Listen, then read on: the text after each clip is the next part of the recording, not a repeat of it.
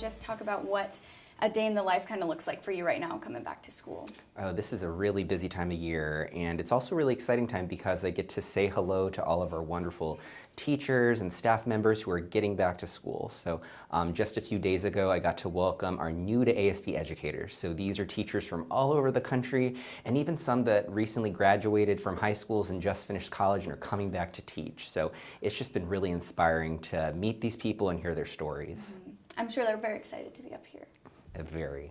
So what are the top goals and priorities for you guys this year? So this school year, we want to keep it really focused on the basics. We had a really tough year last year managing our fiscal shortfall, but that budget has been balanced. So now it's about the ABCs and 1, 2, 3s. So I'm really excited to launch our new academic strategic plan that's going to provide some direction to the district in terms of what do we focus on to improve learning. And then I'm also going to be doing a lot of community engagement through an initiative called ASD Listens, because I want to incorporate more community feedback into the decisions we make every day in the district. You mentioned you have a new strategic plan for this year. Can you go a little deeper in that?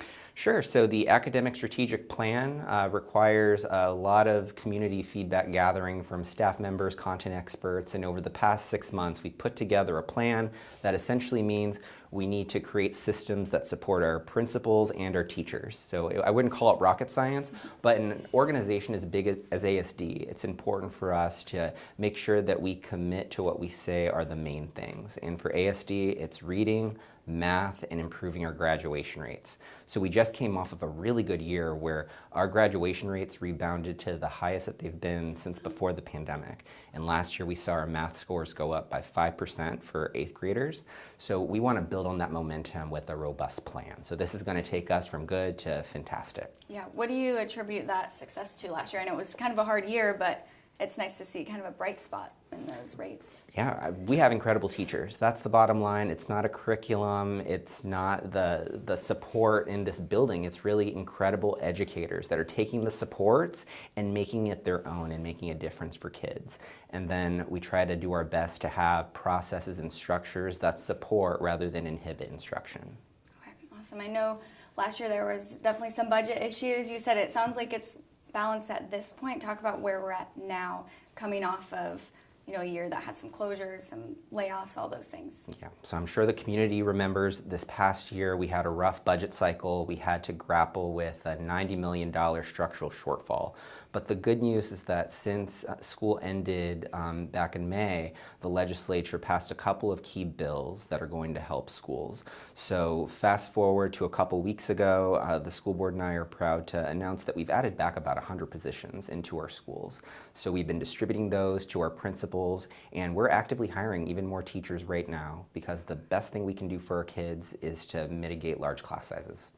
And what does this year look like? Do you anticipate any other budget issues or any challenges in specific? There are some challenges, but they're unique to this year. So for example, one of those bills that will provide more funding to schools is contingent on surplus oil revenues. So actually the Commissioner of Revenue has to determine, did we get enough excess revenue from elevated oil prices August 31st. So that's the key date for the community to pay attention to, because at that point, he'll let us know if ASD generates up to about $32 million in additional funding. So the challenge there will be, how do we use those dollars to move the needle on achievement? We have urgent needs now, but then we also have a structural shortfall at the end of this year, just because of rising healthcare, utilities, and the cost of labor. So our exact same budget will be $40 million more next year. So we have to really think about the immediate and the future. That makes sense. Is there anything that families or people in the Anchorage area can do to just help support students? So for our everyday families and community members, we really welcome you into our schools. And for me personally, I want to be going in, meeting with our teachers and our parents, and just hearing more about what is this year like. We know we're operating with fewer resources than we have had in the past. So I'm trying to figure out, what can I do with these limited resources we have coming in to make a difference for our schools? So that's part of why I'm spending a lot of time on community engagement, because I want the community to feel that they have a voice at the table, an agency to improve our schools. And you mentioned limited resources this year. What do you expect the impacts to be in the classrooms from some of those school closures last year? Sure. So as a result of the budgetary shortfalls, we had to make reductions across the district. So we do have a lot fewer supports for our schools in the sense that we cut a number of district office departments. So some of our largest departments, like academic services, were cut by over a third. Some departments were slashed by half. And all of that was because we were trying to protect as many classroom positions as possible. And even after that effort, we still had to reduce the number of teachers that we employ. With that said, because of these bills, we've been able to fund about 100 more positions, so we're making progress. Last year, we had a lot of conversations about reducing healthcare services and that sort of thing. Fast forward to today, our board and our legislature have worked really hard to ensure we'll have nurses at our schools this coming year. We've restored most of the sports and activities that were up for reduction. So all of this to say, there is a glimmer of hope, and I'm so thankful that our community has helped make that happen. Are there going to be any class size increases, more students per one teacher this year, or have you been really trying to mitigate that? We've been trying to mitigate it as best as we can, but in the big picture, ASD had to shrink its workforce by over 400 certificated staff members. We've been able to add back over 100, but we're still going to see some elevated class sizes. And we went through every single line item of the budget this past year to try to protect that as much as possible, but we also have a lot of teachers and we need more. And that's why investments in public education are so critical. Do you have a message to parents and families that maybe are a little nervous based on last year, just going into this year, how you're going to rebuild that trust with them and take care of their students? Yeah, I look forward to getting in front of our parents and our community and to listen to you. So this initiative that I'm launching is called ASD Listens, and it's so much more than just a survey and a town hall. It's really holding the district accountable to showing our work when it comes to these big decisions.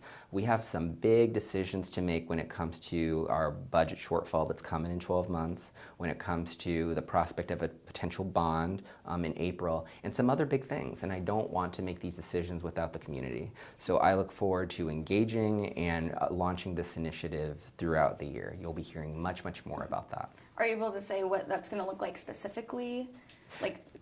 Yes, so sneak preview. So ASD Listens, I anticipate a survey will be released to the entire community in September after people get settled into school. And this really breaks down kind of our values as a community, what we perceive to be issues with the district, and what we feel we have to protect about our schools at all costs.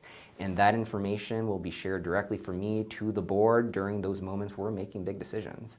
So stay tuned for what questions will be asked, and we'll be following up with in-person engagements, some flash polling, and this is all due to some initial engagement that we did shortly after the most recent bond levy propositions. We've done a lot of reflection, gathering community feedback, and now I want to take it to the next level and go even deeper. Mm-hmm. What do you hope the impact is on students from that parent-family engagement? Oh, I would like to hope that parents will feel more involved in the process, and they'll be able to articulate when the district has to make a difficult decision, that they are able to weigh the pros and the cons of both sides of the issue, and they feel informed and they felt they had agency to make their voices heard. That's the outcome, and that survey will also be measuring public trust. And I hope that between this initial survey and surveys that we'll give towards the end of the year, that we can start to build on that momentum and progress. Mm-hmm. Awesome. And what areas in the district are you still looking for additional help? I know there's been some, I've seen some people that are like, come drive the buses with us. What areas are you guys kind of needing more help in right now? The big area will be teachers. The number one thing that we want to do is to add more teachers to our schools so we can eliminate class size bubbles, larger class sizes, that sort of thing. We're also bringing on potential retirees to come back and teach. So if you're a retired teacher, we'd love to talk to you. And then there may be needs for permanent building substitutes as well to provide that day-to-day support for our schools. And then paraeducators are another way to get engaged in our schools and potentially have a long career in ASD. So there are multiple entry points into the district, and I think that combined with our academic plan and the robust engagement we'll be doing, this is a good time to join the Anchorage School District, and I'm so excited to begin this new year.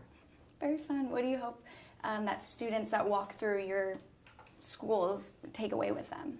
I hope that they feel excited about just the warmth in their buildings when it comes to the teachers that are there that welcome them, the programming and activities and great instruction that they'll have every day. And I look forward to seeing where this year takes them. I think we're all going to go in a very positive direction. Mm-hmm. And something we've heard being talked about is teacher morale across the nation. It seemed to be a little bit low, just based on some studies that we've seen.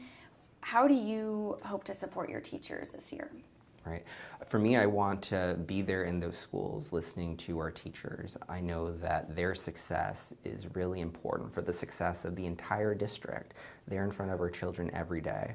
So I seek to become more engaged with our teachers, get their feedback, and as I figure out how to leverage these potential one-time dollars, I'm keeping our teachers and our students in mind, because at the end of the day, a really strong classroom environment is what all of our families want. So that requires good listening and good presence with our teachers. So you can expect to see a lot of me these next few weeks for sure. And just talk about the base importance of having a good education, especially up here in Alaska. We're a little far away from the rest of the United States. What's the importance of just kids going to school and hopefully graduating? Yeah, I mean, there's so much opportunity here in Alaska, but we really need to make the most of our education while we're here. So for our students, whether you have aspirations for college or if you want to enter the workforce or you're not even sure yet, we have great opportunities in ASD to explore. So we just launched 20 new high-demand career pathways in the past couple years in ASD. And these pathways are aligned to great jobs and college majors for all of our students. So every single one of our comprehensive high schools has these types of programs. And then even at the middle school, we have access to career and technical education courses and electives that get students thinking about their future. The other thing in ASD, all of our freshmen have a class called College and Career Exploration with personal finance. So they're literally learning the things that parents and legislators and community members tell us all the time, that we just need kids to know the importance of, taking out loans and credit cards and student loans and all of these things on the finance side, but also all of the great careers that are right here in Alaska if they just were aware of them. So I'm really hopeful that we have the right resources, tools, curriculum, and processes to set our kids up for success. And I would say that's one of the reasons why our graduation rates have risen over the past few years. Yeah, what do you hope to see this year? Hoping to increase that graduation rate even more? I think it's around 90-ish, is that correct?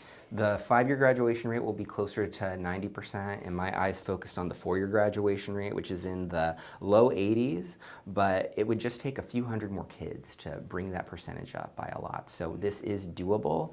One of the things I'm monitoring are the number of career and technical education classes that we offer, because for kids that take 2 CTE classes in the same field of study, they graduate at a rate of 95%. So if I can just get a couple hundred kids into the right pathway that excites them, we can easily hit that 90% mark. It's within reach. So that's one of my personal goals over these next few years. Yeah, awesome. And something we've been talking about is the use of AI in schools. I'm wondering if you guys have any specific approach this year to just technology and the way things have been progressing. So ASD is just like a lot of other districts where we have various task force of experts trying to understand how quickly this landscape is evolving. And for me personally, before we start going too deeply into the AI rabbit hole, I want to make sure that our teachers have opportunities to understand these tools and how to use them. The last thing I would want to do is introduce something to a student before a teacher has the opportunity to engage. We need to make sure that if these tools are used, that they're used safely, ethically, and they move the learning forward. And it needs to be said that many of our families are wary of the screen time, and I think there's good reason for that. And one of the reasons why we move forward with limiting personal electronic devices in schools is because we've seen time and time again that it creates more engagement in learning when we have fewer devices, not more devices. We have time for one more question. Okay. Do you have a message to lawmakers about how to keep supporting students, what you want to see in the future? Sure. Well, one, I want to thank our lawmakers for the hard work in passing these bills that will positively impact students. You've already made a difference. For ASD, we're hiring more teachers that are going to make a huge positive impact. But as we think about the next legislative session, I think this is the moment where we need to talk about forward funding our schools.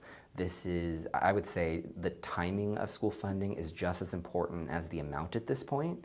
It shouldn't be normal that districts receive money after the school has already started. Ideally, you know what your budget is. You can hire the best teachers back in February, March, not in August. And this is something that the legislature specifically and the new governor can help us with.